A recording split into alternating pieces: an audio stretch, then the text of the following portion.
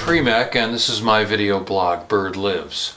I'm recording this at the beginning of February, about 3 weeks after the passing of Michael Brecker, and 11 months before the final day of the administration of Baby Bush. On January 20th, 2008 at noon, the boy emperor will leave office. Well, when the president does it, that means that it is not illegal.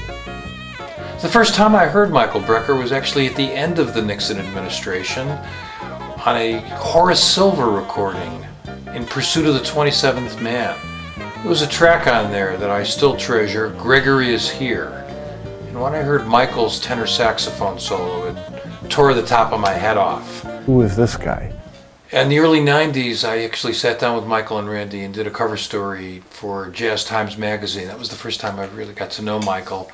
And then through the 90s, excuse me, I did a bunch of interviews with him. One was for Jazz Central Station, one of the first big jazz websites that I worked on. Those interviews are up on YouTube now. You'll see a link from my Bird Lives page. And I also produced a webcast.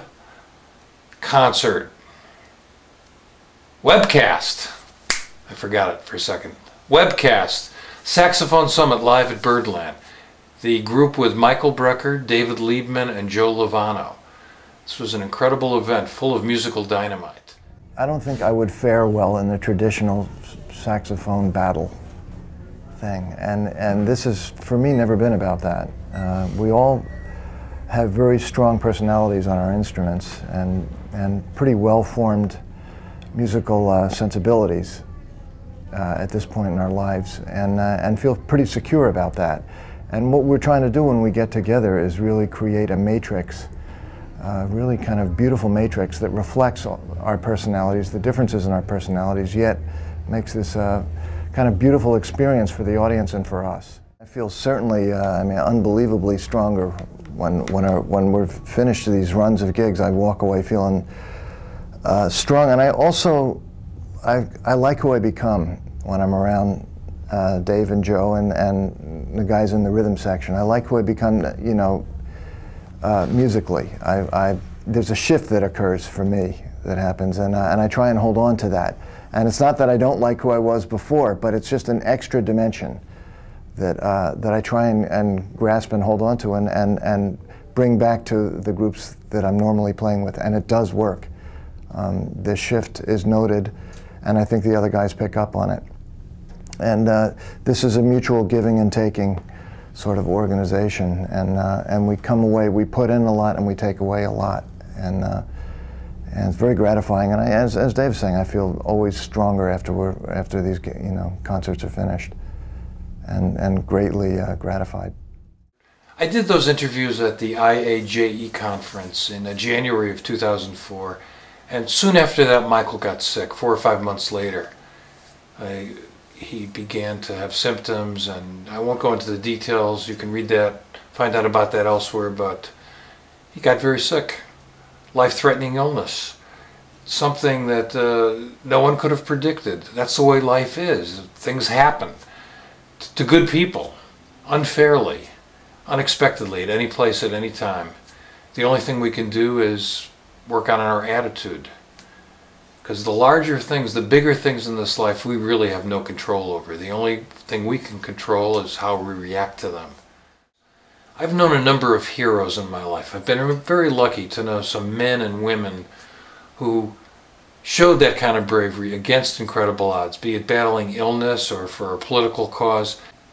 And it was the same with Michael and his music and his life. He played with a commitment, and he fought for his life with bravery against unbelievable odds.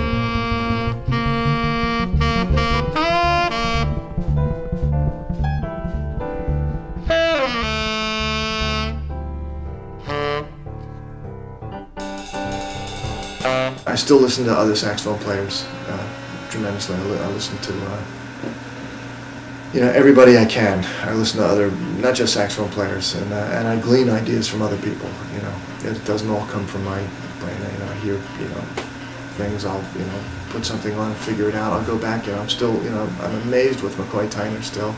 Listen to Coltrane, Joe Henderson, Sonny Rollins. These are all,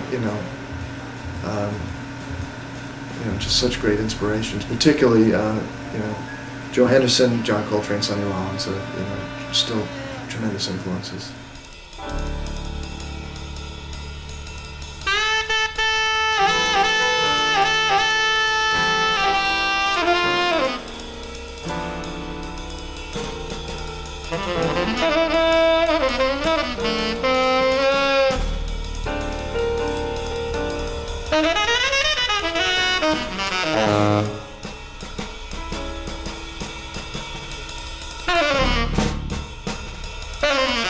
I am always trying to learn new things and trying to learn new bits of language.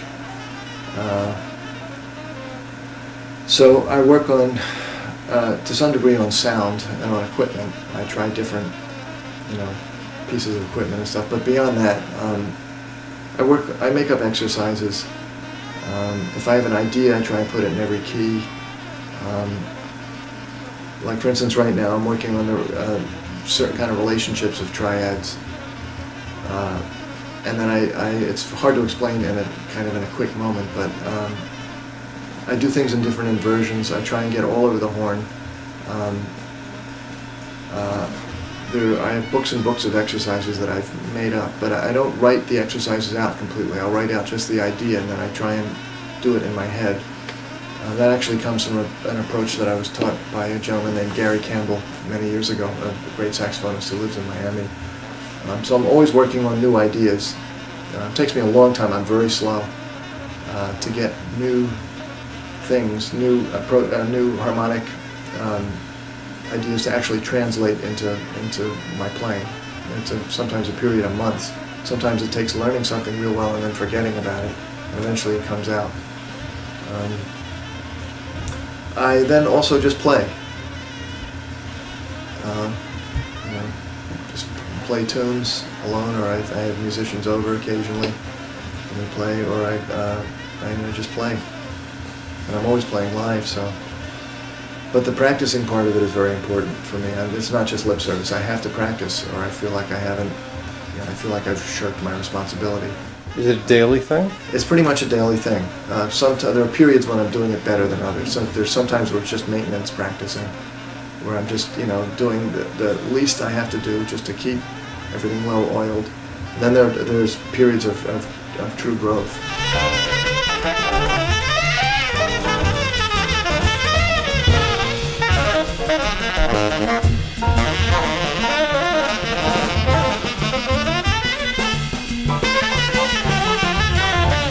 I see music as a spiritual endeavor. I mean, that's what has always attracted me to it. Ever since, I think the transitional point for me with that was hearing the music of Coltrane, was really what propelled me into thinking about music on a spiritual level, and making it a part of my sort of everyday existence. And of course, that music led me for a while into listening to Indian music, and that one thing led to another, and I began to approach music sort of on a spiritual level. There are things that one has to be pragmatic, in learning the tools of, musical tools and everything. But essentially, what keeps me going is the sense of spiritual searching and a serenity, I think, that I get from it ultimately. And it's something that is, I think related to the arts and creativity in general, but it also, I think music stands out as a way to directly be able to actively pursue spiritual matters, in a kind of a finite way that's not maybe directly related to prayer or meditation, but it's actually something that I can go out and do and get a tremendous degree of satisfaction and enjoyment from it, but also that it exists on a spiritual level. The interaction with other musicians it becomes nonverbal. The communication with the audience becomes nonverbal. You can communicate music to anyone, anywhere in the world, because no language is involved. It becomes colors, shapes, feelings, emotions, and things of that nature.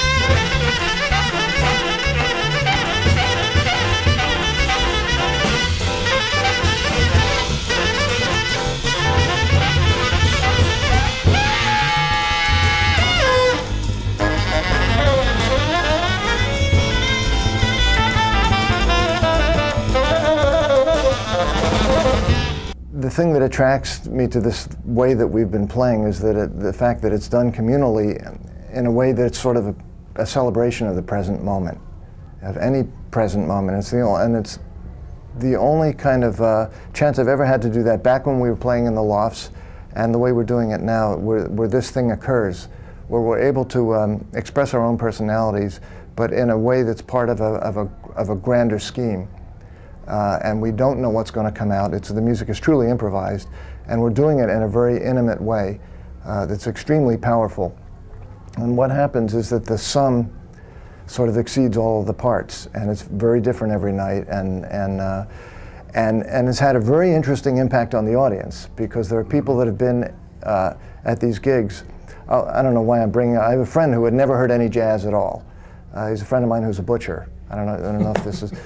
But he had come to see me play, you know, and he was going to hear a jazz gig, and we played this completely unconservative out way that we played. And he and his wife and the friends that he brought I thought that they were going to run out of the joint, but they were amazed and loved it. So there's something that communicated in a very powerful way to his heart.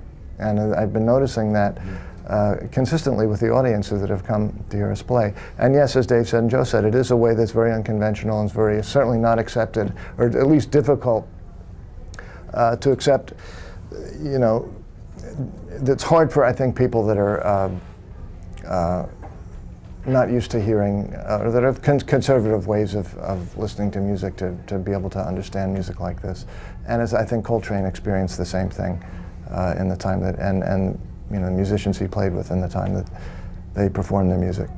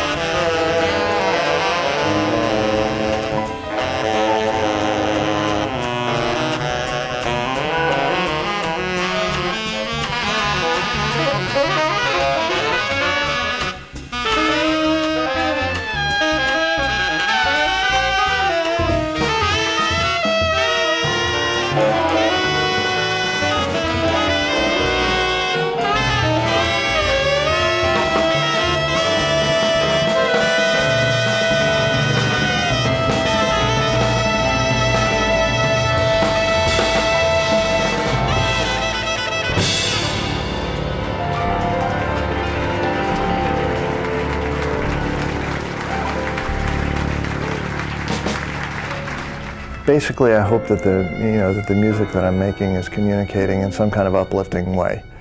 I'm a perpetual student. You know, I'm always trying to learn new things. I never feel like I have anything together. You know, I'm always taking lessons and trying to, fill in holes and also find avenues that are interesting to explore artistically and musically. And I think that that's the main vehicle for me to hopefully inspire others.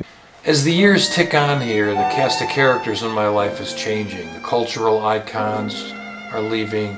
A lot of my friends are passing. And the memories, of course, remain. But the memories and the music from these incredible creators like John Coltrane and Michael Brecker is something that will never leave me. They will never die.